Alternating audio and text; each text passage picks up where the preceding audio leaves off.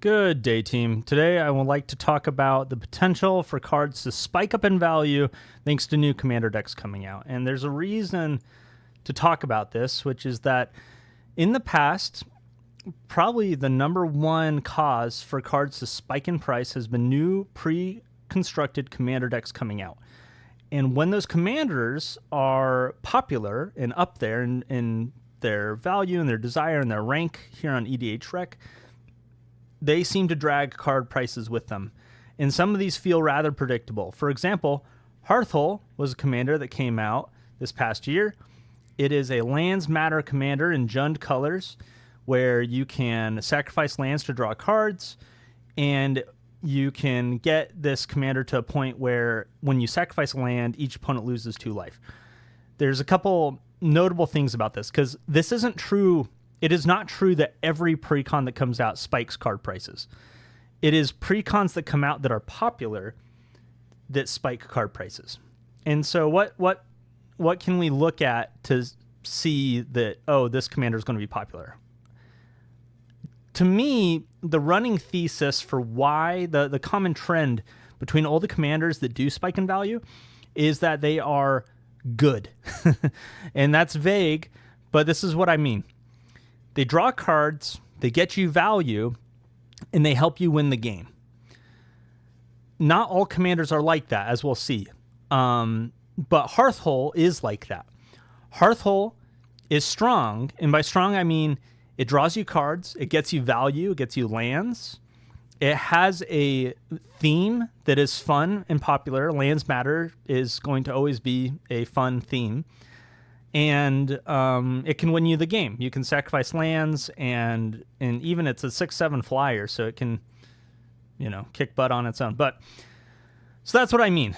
There's lots of commanders that are not this way. If we go into the top commanders list and look at some of the commanders that are not at the top, we scroll down here. We really need more than rank like 200. We really need like rank 500 to kind of see this, because all these commanders do the thing to some extent. They have ways to win the game. They are powerful. They do something powerful and useful. But this is a good example. So Frodo, Sauron's Bane, is a 1/2 that you can turn into a 2/3 with lifelink, and you can level him up so that if he deals combat damage to a player, that player loses the game if the ring is tempted you 4 more times. Otherwise, the ring tempts you. Yeah, so you can win the game with Frodo. That's part of the reason why he's sub 600 in rank. And that's kind of the thing with a lot of these commanders, is that they draw you cards, they get you value, they have fun themes. And by fun themes, I just mean like easy linear themes that you're able to follow and build a deck around. And as we see, so why I'm prefacing all of this, Hearthhole came out and cards spiked, like Lumra, Bellow of the Woods, a star, power and toughness equal to lands you control, that when it enters, you mill 4 cards, then get all land cards back from your graveyard to the battlefield tapped. This card is incredible in Hearthhole. And Hearthhole, you want to be sacrificing lands. You want lands that go to your graveyard. You want fetch lands. You want any kind of land that you can sacrifice. And so you're going to have lands in your graveyard. Lumra gets you those back. Excellent card. It shot up from $15 to $30 thanks to this commander deck coming out and people realizing, hey, this card is good in it. And so that's the thing. That is the thing that we're after. Is there room for speculation with these new Strixhaven commanders coming out? There are 5 new commanders coming out, and this open question of, are these going to spike card prices? Is there a Lumra to our Hearthhole that we could predict and kind of lean into and invest into based on these 5 new commanders coming out? And the first thing that we need to evaluate for these commanders to answer that question are these commanders going to be played? And once again, we got to think about the things that I mentioned, which are, do these commanders draw cards? Do they get us value? Are they good? Can you win the game with this commander? And does it have a theme that you can easily build to and align with? Let's go one by one. So the Silver Quill one, black-white. So 1 mana, 1 white, 1 black for a human warlock that whenever an enchantment you control enters, tap up to 1 target creature and goad it. Then it has one more ability. Whenever one or more creatures that are enchanted by an aura you control attacks, draw a card. Okay, what do we have here? Well, there is a theme. Enchantments, which is, it is a theme. So when enchantments enter. So it's an interesting thing because you think about like, what would be really powerful are enchantments that bounce, or enchantments that are easy to get into your hand or into the graveyard, back onto the field. That's not a very common theme. Enchantments in general, you play them, they stay there, they're strong, they're good. Think about these colors for enchantments, white and black. White and black both have powerful enchantments, but the strongest enchantment decks include green and blue. And so there's a little bit of a couple pitfalls here. So the second ability, whenever one or more creatures that are enchanted by an aura you control attacks, draw a card. Okay, so now we're not just about enchantments, we're about auras. Auras have a fatal flaw in Magic, which is that the card value can be iffy. When you cast an aura and try to attach it to a creature you control, your opponent has an opportunity to 2-for-1 you, which just means they're able to use one of their cards to take out 2 of your cards. You have the creature on the field, you have the aura you're casting on the stack. If they kill your creature in response, those 2 cards both will go to your graveyard. This makes auras particularly weak. They are not strong. I mean, they can be strong. You can get 10 auras on one creature and it's a 50-50 with lifelink and trample, and you can just win the game that way. But that's assuming that your opponent isn't removing your creature in response to stuff playing down. There's some abilities to try to mitigate this, like totem armor and stuff, but in general, it's just, they can exile one creature and it's going to take out all those auras. It's bad value.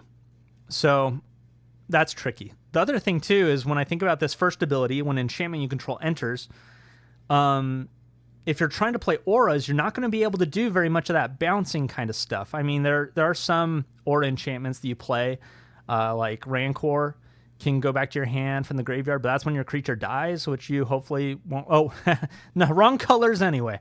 And so, yeah, black-white enchantments going back to your hand or from the graveyard to the field. You see where I'm going with this. This is not a good commander. This will not be a popular commander. I would be really surprised if it got into the top 500 commanders within a couple months of release. It's just not strong. So is this going to spike a card? I don't think so. Moving on. The blue-red deck. It's 2 mana, blue and red, for an orc sorcerer. It's a 3/4 and has 1 ability. At the beginning of combat on your turn, if you've cast an instant or sorcery spell this turn, create an XX blue and red elemental creature token with flying and haste, where X is the greatest mana value among instant and sorcery spells you cast this turn. Right, at the beginning of combat. Okay, so if you cast big instant sorceries, then you get a creature that's flying and haste. That's not too bad. Flying big creatures are hard to deal with in general. There's a couple of problems here. It doesn't draw cards, and it's pretty vague to just be play big instant sorceries in red, blue colors. I don't know. It's another payoff. You play an expropriate, you get a ton of value, and you also get a 8/8 or 9/9, whatever expropriate costs. But this also doesn't seem to be that good. I think there's just better payoffs for instant sorceries. I think this is okay. I think it's just like underpowered. But I don't see this being a source of spiking energy. No cards come to my mind. Now, let me know in the comments below if you have a card that comes to mind, but nothing comes to my mind that really fits in with this. And this commander doesn't seem strong enough to spike card prices. Moving on. By the way, if you made it this far, you should really think about subscribing. We've had some incredible success as a channel recently with people subscribing. We're trying to get to 150 subscribers. Then I want to start doing weekly live streams. So if you like this kind of content, consider subscribing. All right, Dina, we're 3 out of 5. Dina. Essence Brewer.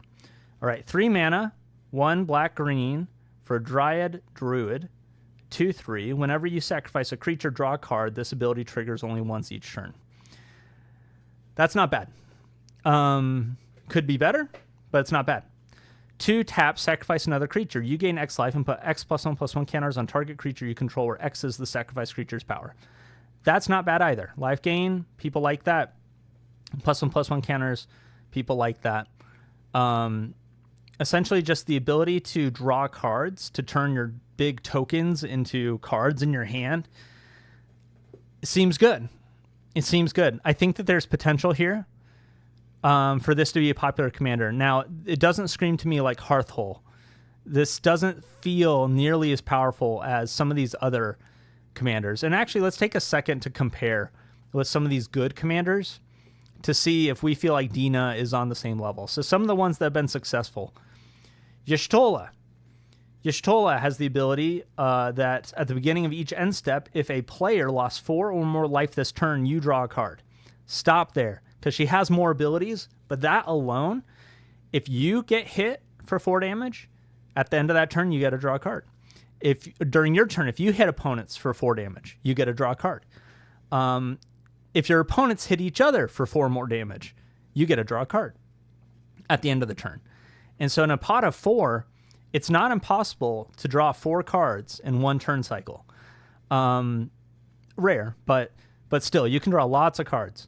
And then it has another ability too, but it doesn't matter. Y'shtola is up there, popular, very powerful, drawing lots of cards, lots of color combinations. Definitely blows Dina out of the water.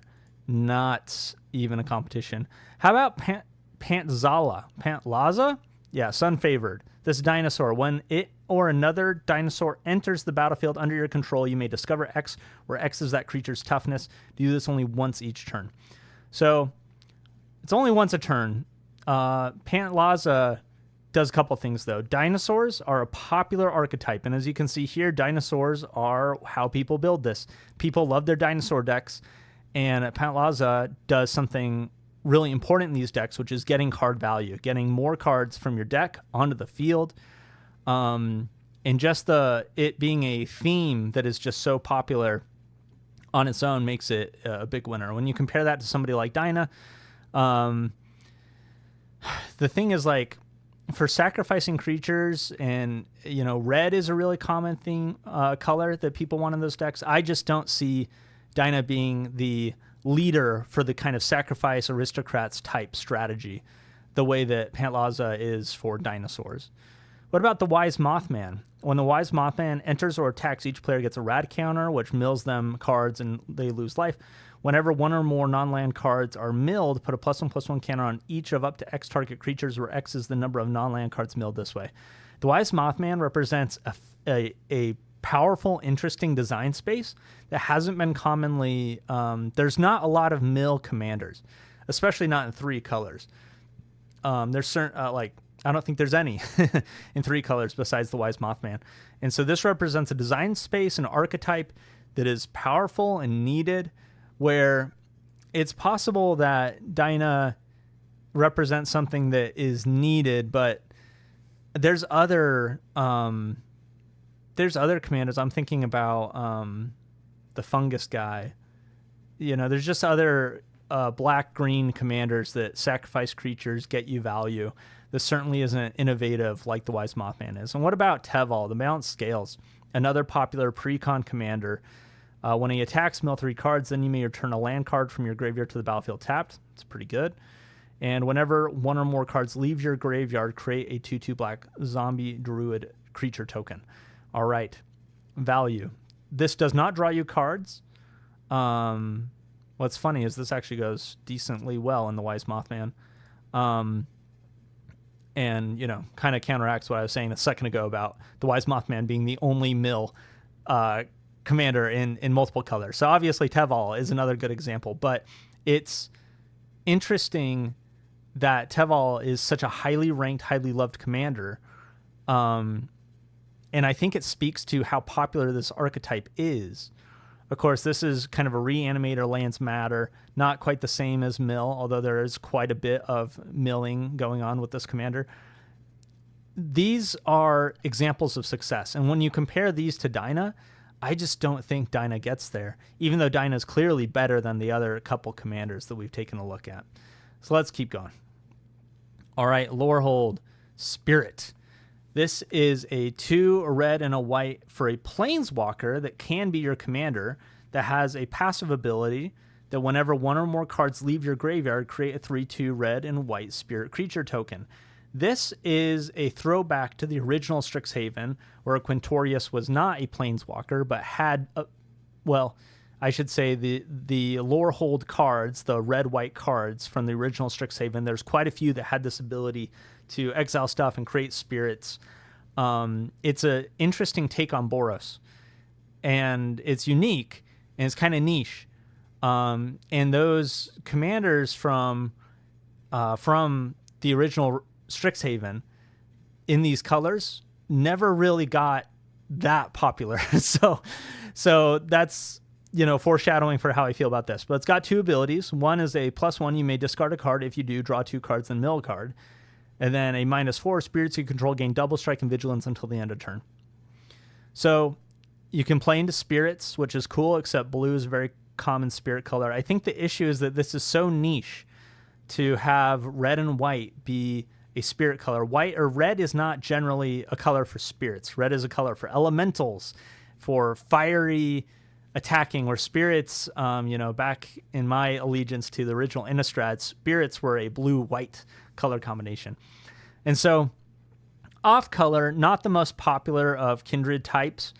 And I don't know, not feeling it. So last one, 5 out of 5. Zimone, Infinite Analyst, 3 mana, 1 green, blue, for a 0/4. The first spell you cast with X in its mana cost, each turn costs 1 less to cast for each mana, or for each +1/+1 counter on Zimone. Whenever you cast your first spell with X in its mana cost each turn, put 2 +1/+1 counters on Zimone. All right, couple things. First off, that is decent value. You're getting the +1/+1 counters. You're getting cost reduction. That is cool. You can't draw cards with this, but green and blue are good for that. So that kind of makes up for it. So the question is, for the X spells, is this enough? Is this enough to be an X spell commander? And let's take a look at the competition for X spell commanders. So we've got Zaxar, the Exemplary, is the leader. It's Zimone's colors, but 1 more. Can add mana, and whenever you cast a spell with X in its mana cost, create a 0/0 Hydra and put X +1/+1 counters on it. Zimone just seems like a good card to go in here in Zaxara.